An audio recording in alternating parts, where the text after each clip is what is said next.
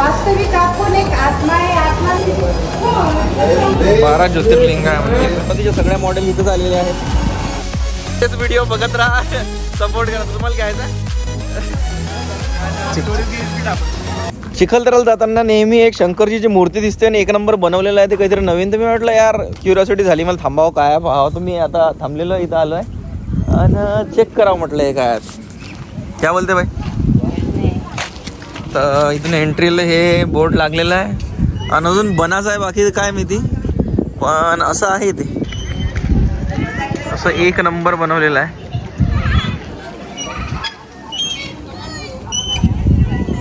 अंदर एंट्री आहे का नाही आहे काय माहिती. समोर एक पिंड ठेवलेली आहे, लहान पोरांसाठी खेळायला बनवलेलं आहे. अंदर एंट्री आहे का? अंदर एंट्री आहे का? नहीं है क्या? दादा है ना?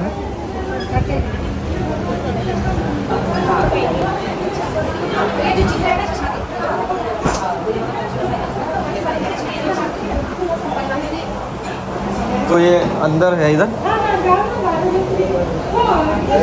12 ज्योतिर्लिंग है बाबा. इधर इकडे दुसरी ज्योतिर्लिंग भुवनेश्वर, तिसरी ज्योतिर्लिंग, चौथी,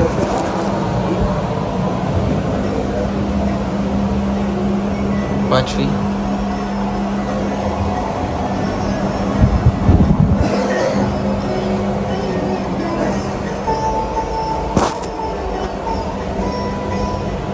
ओंकारेश्वर, विश्वेश्वर,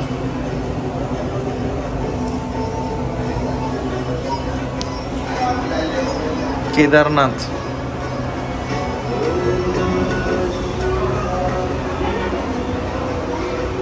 नागेश्वर,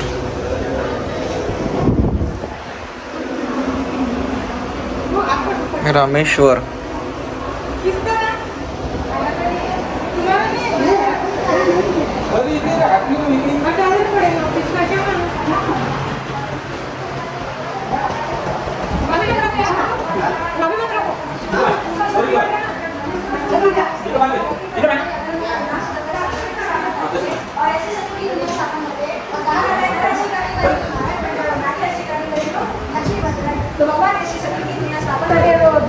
होती है, सुख शांति समृद्धि में होती है.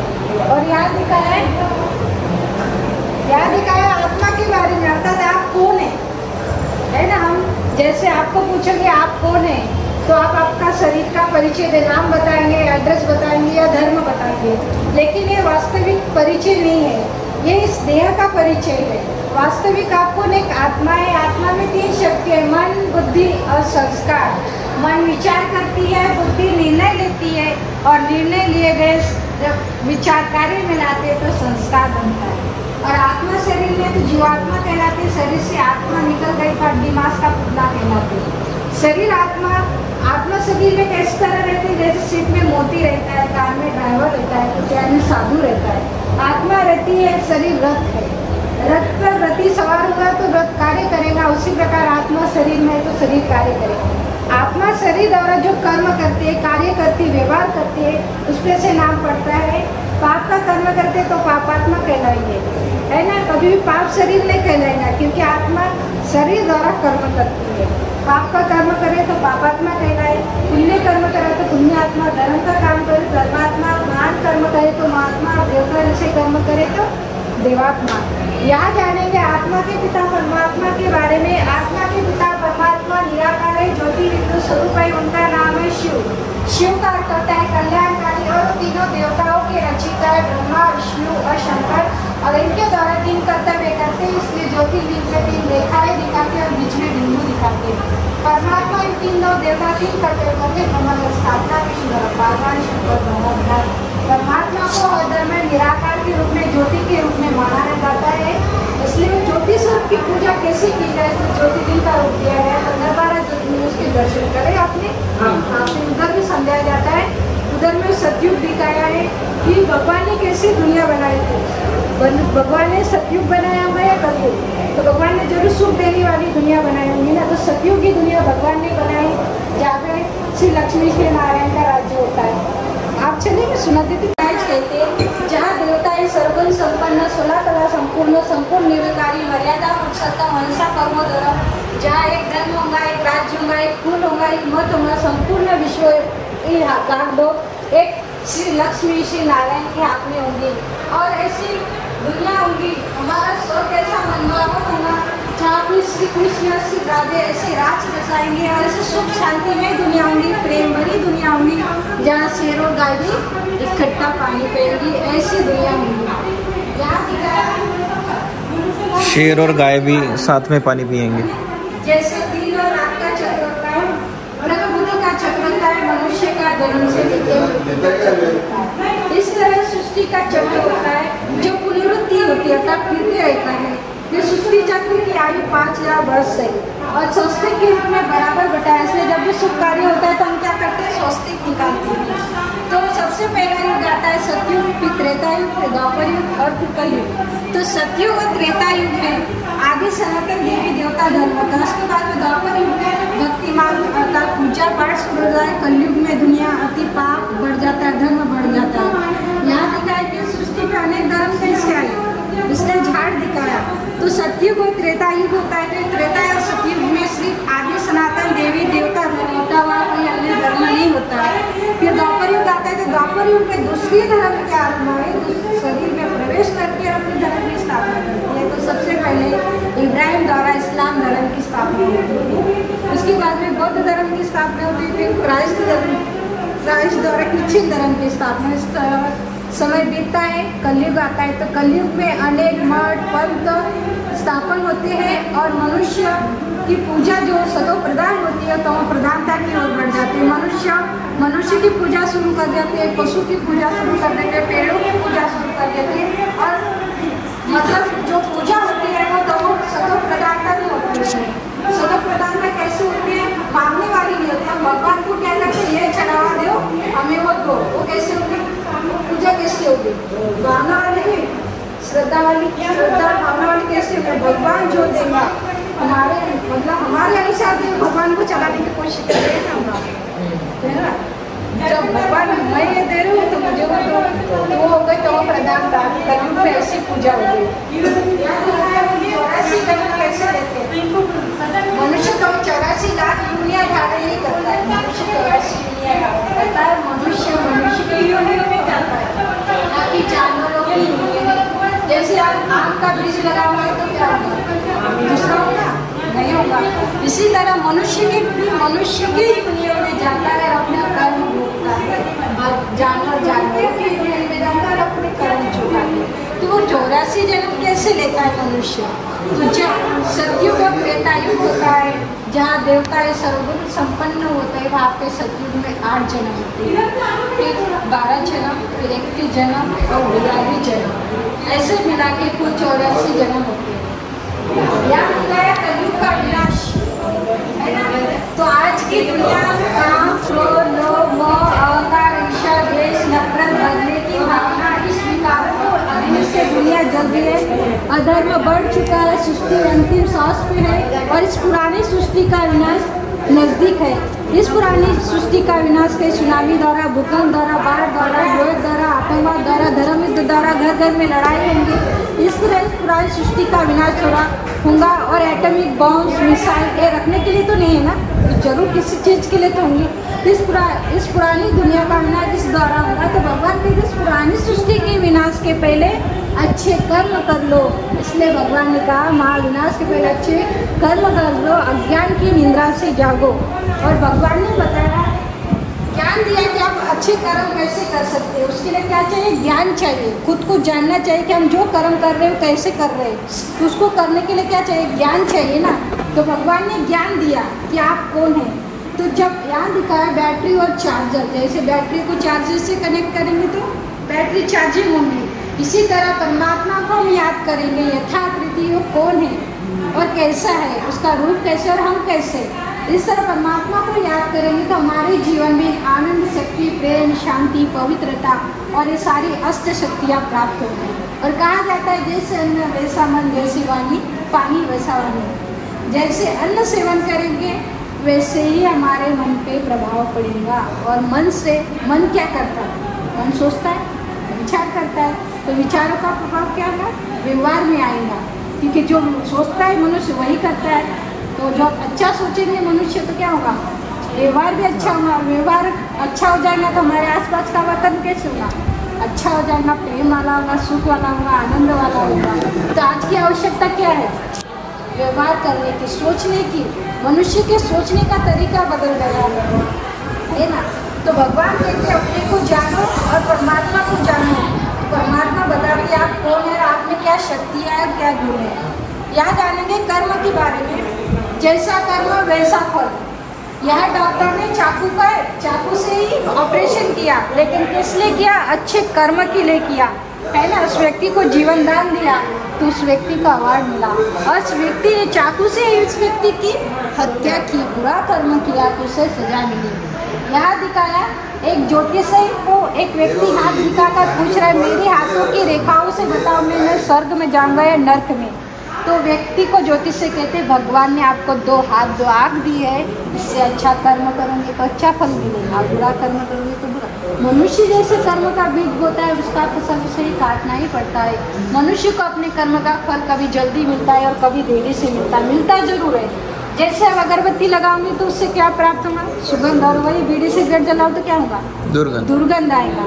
इसी तरह मनुष्य जब कर्म करेगा, अच्छा कर्म करेंगे तो उसकी सबसे पहले प्राप्ति किसको होगी? खुद को होगी, फिर दूसरों को होगी।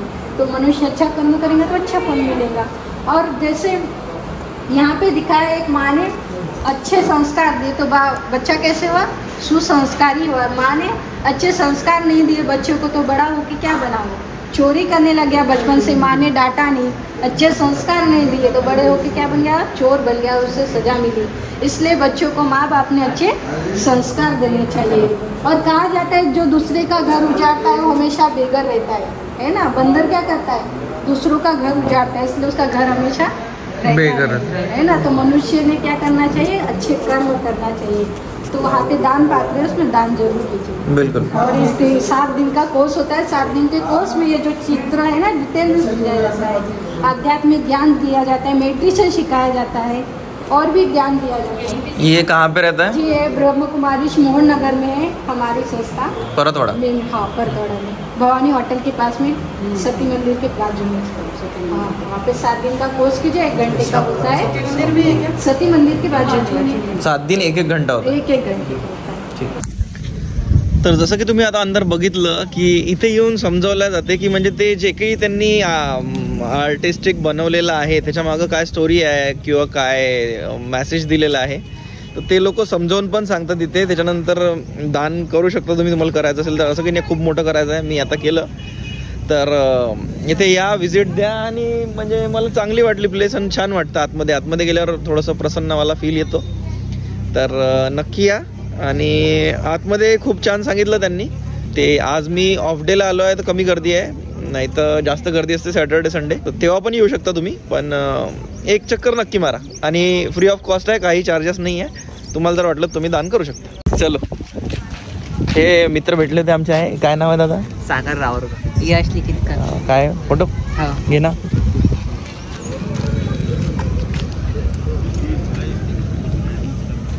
ठीक आहे, बघत असता का? हो बघत असतो व्हिडिओ। नाव नाही आठवलं का? नाही आठवते एवढं। शशांक गुडाके।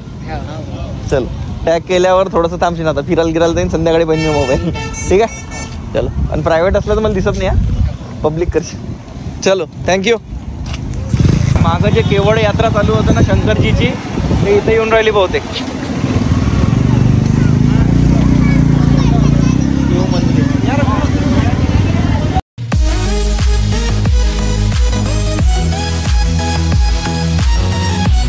एवढ्या जागेतून एसट्याने ते एसट्या कारने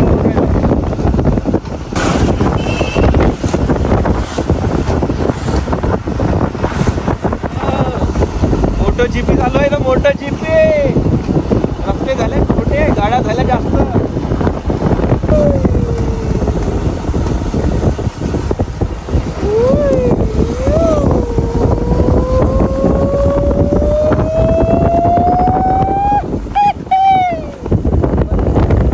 बघा सुंदर सुंदर म्हशी कशा पाण्यातून दाखवून अमरावतीच्या सगळ्या मॉडेल इथंच आलेले आहेत. बात तो सही है. तर जे चिखलदऱ्याला नेहमी येत राहते त्याच्यासाठी तर नाही, पण जे लोक नाही आहेत दूरचे व्ह्युअर्स आहेत त्यांना सांगायचं आहे की इथं हे पहिला स्पॉट आहे जिथं लोक गर्दी करतात पाण्यासाठी. तिथून पाणी खाली वाहते आणि त्याच्या अंदर जातात. दुसरी गोष्ट इथं कणीस गिनीस आणि बम सारे दुकानं लागले राहते. आज पाऊस नाही म्हणून वाचलो आम्ही थोडंसं, पण तरी तुम्ही इथून पाहू शकता. मी झूम करून दाखवतो.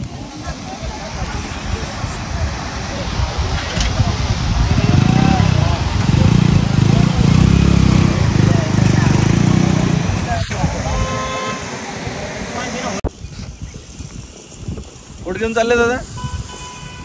याचं काय करता? अच्छा, मी जो कंटेंटचा विचार केला होता तर ते खरंच तसे निघाले. मूर्ती लावतून आता मी आता एक हकल्याचं कंटेंट बनवणार होतो. येऊ का काकाला व्हिडिओ?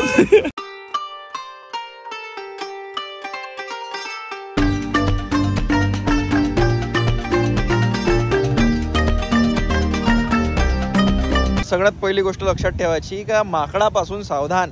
ते लोक बॅग घेऊन चेन उघडून बॅगची सामान घेऊन जातात.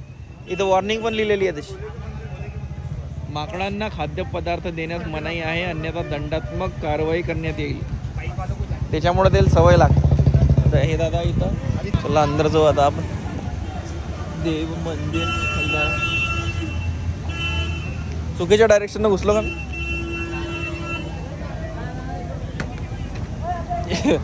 वापस याच्या डायरेक्शननं घुसलो तुम्ही. तर इथं खूप काही आहे. तोंडावर दिली त्याच्यात बिचारा लेकराला बोंबलोही देत नाही. तर इथं पाणी झालेलं आहे. सगळी गर्दी पण झालेली आहे. कशासाठी थांबले काय माहिती. 70 साल का बूढ़ा भी जा सकता है. मंदिर जाओ, फोटो लो, सीढ़ी से ऊपर ही जाने का पॉइंट देखो और गाड़ी के पास में 10 मिनट के अंदर पहुंचो. अच्छा, हे टूर्स अँड ट्रॅव्हल्स वाले वाटते. टूर्स अँड ट्रॅव्हल्स वाले पुरी गर्दी केली होती का इथं. काय काय कसं कसं आहे माकडा कशी येते बरोबर. इथून दिसते पूर्ण पाणी फुल भरलेलं आहे. इथं फोटोग्राफर्स उभे असते नेहमी. फोटो काढून देतो वाले.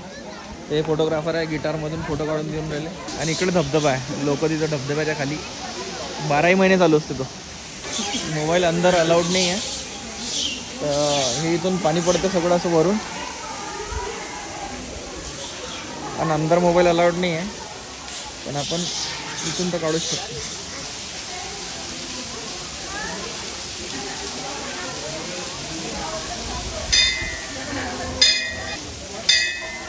इथून तुम्ही देवीचे दर्शन करू शकता. अरे दादा, हे नेहमी पाणी पडत राहतं ना अंदर. त्याच्या काही हिस्ट्री आहे काय?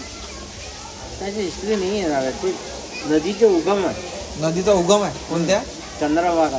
चंद्रभागा नदीचा उगम कुठून आहे? इथून. त्याच्यामुळे इथून पाणी पडत राहते. तर चंद्रभागा नदीचा उगम आहे म्हणते इथून. त्याच्यामुळे याच्यातून नेहमी पाणी गळत राहते. सांगण्यात आलेलं आहे. आपण नंतर क्लिअर करू. अंदर मोबाईल अलाउड नाही आहे ना? अंदर मोबाईल अलाउड नाही आहे. पण इथून बघू शकता तुम्ही की पाणी पडत आहे वरून. पायरीवर मोठा बोर्डच आहे. हां, त्याच्यावर लिहिलं आहे का सगळं? आता मी अंदर जातो आणि अंदर बघा किती पाणी हे होत आहे. कंटिन्यू असते 12ही महिने असं पाणी पडत राहते. 12 महीने आओगे तो पानी ऐसे ही रहेगा, कम नहीं होता. ये पानी आता कहाँ से पर? नेचुरल है. हाँ, पर हमेशा ही गिरते रहता ना. हाँ, गर्मी में आओगे तो पानी कम रहता है. कम रहता है. पर ये आ कहाँ से रहा है पानी? जंगल का, पहाड़ी का. ये जो भोलेनाथ की जो वहाँ पे जो ये है रखी है, हाँ हाँ, ज्योतिर्लिंग जो रखी है छोटी वाली, हाँ. उसके ऊपर तो मई महीने में पानी गिरता है. मतलब 12वीं महीने चालू पानी रहेगा, गिरता है. चालू रहेगा. जरा मंदिर में क्या वाटरफॉल में नहाते हुए जरा मंदिर में घूमने के बाद में मजा आ जाएगी. हाँ. वाटरफॉल में नहाने के लिए लोग तरसते ना. हाँ. अरे वाटरफॉल में क्या है, जरा मंदिर में जाके देखो. तर तिथं अंदर जे शंकरजीची मूर्ती आहे त्या मूर्तीवर 12ही महिने पाणी पडत असते. तर अंदर डोक्यावर जे पडते ते बर्फासारखं पाणी आहे. नमस्कार. आपल्या युट्यूबवर व्हिडिओ वगैरे राहतात का? हो हो, तुम्ही बघता का? अच्छा, युट्यूबवर पण असतात, रीलवर पण असतात. मम्मी सोबत असतात माझे व्हिडिओ. शशांक गुडाखे म्हणून आहे. नाही आता चांगलाच फेमस झालाय सध्या मी. 1.5 लाख झाले आहेत फॉलोअर्स आणि पूर्ण महाराष्ट्रात व्हायरल आहे. हे ब्लॉग मध्येच आता काढायला आलो होतो इथे. आपल्या चिखलदराचा मेन, बाहेरच्या लोकांना नाही माहित ना चिखलदरा. हा तर मग तेच दाखवणार आहे. तर तेच सांगत होतो 12 महिने त्या पिंडेवर पाणी असतं इथं. म्हणजे कुठं नसलं तरी त्या पिंडेवर पडतं बरोबर 12 महिने पाणी. हा तेच ना, कमी असतं पण पिंडेवर पडतंच. चला थँक्यू. बघत राहा असेच व्हिडिओ. हा घ्या ना. तर इथे नारळ फोडतात लोक. हे मेन आहे इथं. आणि माकडे येत राहतात ना प्रसाद घ्यायला इथे. आत्ताच येऊन गेलं. अरे कुठे गेलं रे. आणि मागे तिकडे धबधबा आहे, तिथे गर्दी करतात लोक.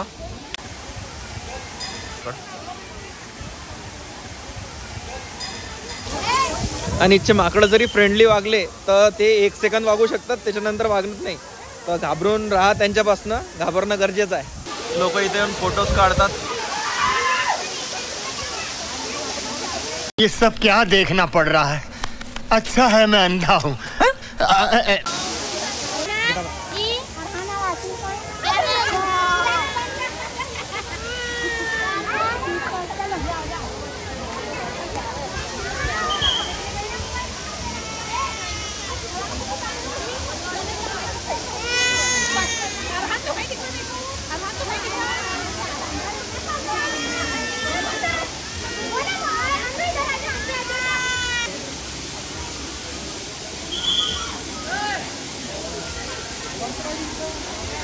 जय बजरंगबली. जय श्रीराम. जय श्रीराम. हा इंस्टावरच शशांक आहे मी. हो घे ना. काढला तर काही चालत नाही. दोघांचा काढला चालते ना ब्लॉग. हा रील. अच्छा सोबत आमचं घेऊन घे मग तू तुझ्या सोबत. अरे आमचा काढ तिकडे काय काढून आला. गेला एक मार जागा. तुम्ही आम्ही अकोल्याची. अच्छा अकोल्यावरून आले. हा म्हणजे अकोल्यावरून व्ह्यूवर चाललेले आहेत. मला घ्यायचा.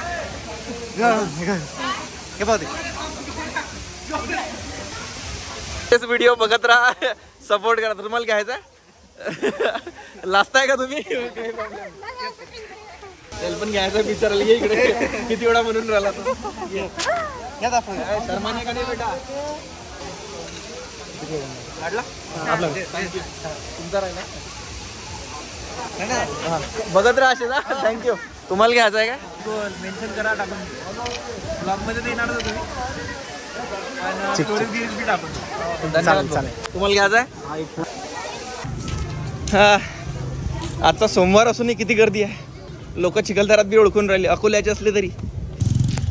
जशी लोणावळ्याची चिक्की फेमस आहे तशी चिखलदराची रबडी फेमस आहे. रबडी खाल्ल्याशिवाय जाऊ नका चिखलदरातून. आणि मेन चिखलदरात भेटण्यापेक्षा चिखलदरातून जेव्हा आपण वापस येतो तेव्हा गावाचं नाव काय काका. बोथा. मोठा मोथा. तर मोठा गावात या आणि इथं ट्राय करा. आम्ही आता पहिले ट्राय करतोय वृंदावन रिसॉर्टमध्ये. या काकाला आमचं नाव सांगितलं तुम्हाला डिस्काउंट भेटून जाईल. भेटून नाव काका. हां तर काका हो हो म्हणते. म्हणजे आता समजलं नाही भेटन की नाही भेटन. इथं आपण रबडी ट्राय करणार आहे. हा हा एवढ्या थंडीत गरम गरम आहे रबडी. आत्ताच बनवली आहे.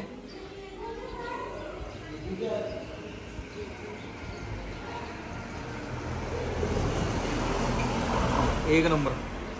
कंदी पेढे खाल्ले आहे का. कंदी पेढे तशी लावलेले पेढ्याला जर लिक्विडमध्ये असेल तर ते असं जबरदस्त. आमने मदत नको करू ना. माशी बाय या माशा तुम्ही पोचले आहे का. हो म्हणते काका.